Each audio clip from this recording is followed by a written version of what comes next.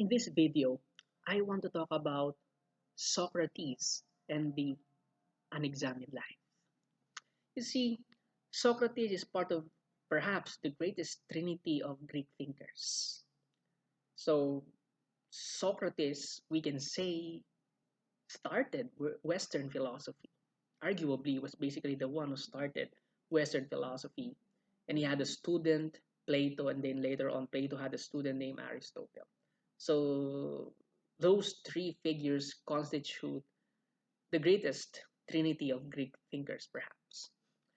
Now, Socrates was considered to be an iconoclast. He was different from the rest. Well, during his time, um, he did not really consider himself as a sophist, despite the fact that his enemies considered him a sophist. Socrates was different in the sense that he was the only one, according to him, who considered himself as unwise. And the reason why he was declared to be the wisest by the Oracle of Delphi is because he was the only one who is wise enough to consider himself as unwise. But while the rest, they say that they are wise, but in reality, they are not. So um, that's the type of guy Socrates was. But I do not really want to go into those things. What I want to highlight in this video is Socrates' famous remark: the unexamined life is not worth living. What does that mean? And why is it that those words became the hallmark of Socratic philosophy? As a matter of fact, not just simply Socratic philosophy, but the entire Western philosophy itself. See, um, for Socrates, the good life for Socrates is a life of thinking, is a life of philosophizing. So for Socrates, you are living the good life if you are doing philosophy, if you're living the life of a philosopher. And basically, a philosopher is someone who pursues the truth. A philosopher is someone who questions dogmas, traditions continuously. Socrates one time even considered himself as a gadfly. You need to say someone who irritates people who are complacent in order for them to be forced to think.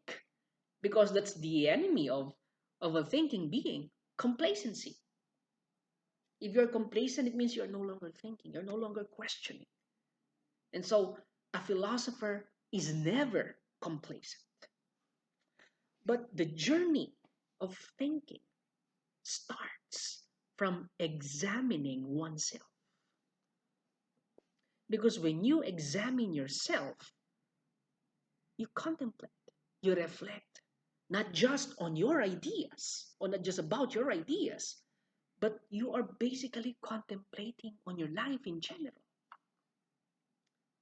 And when you do that, what you exactly do is you are evaluating the things that you believe in. Are these things right? If they're right, then why are they right? If indeed they're wrong, why are they wrong? See, these are the things that you do, you think about when you are reflecting.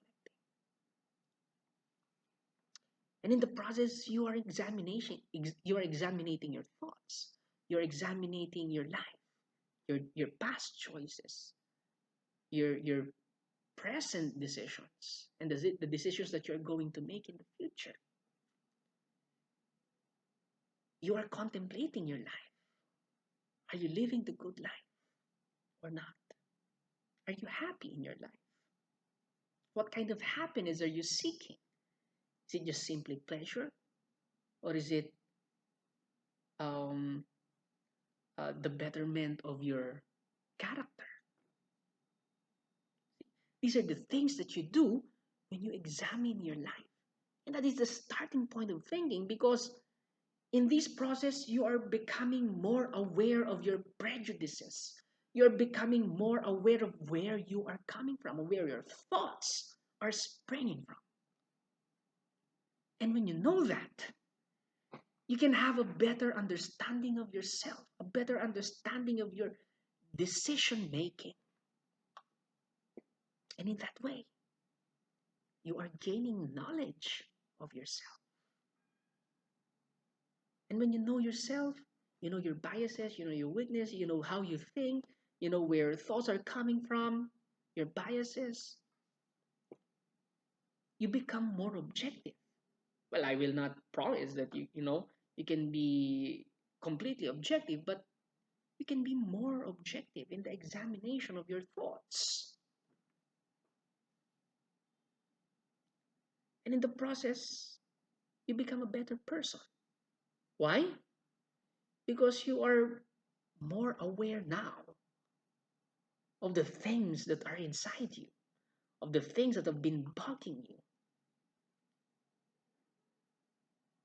And if you do that, if you already know that, if you already are aware of those things, then it can help you better yourself.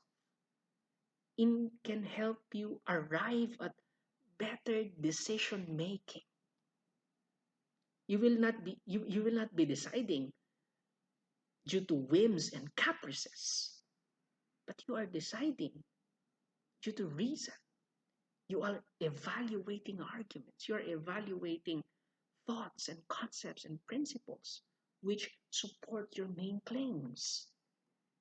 And in the process, you're becoming a better person because you're becoming a better thinker. And so, examining one's life is the starting point of becoming a critical thinker.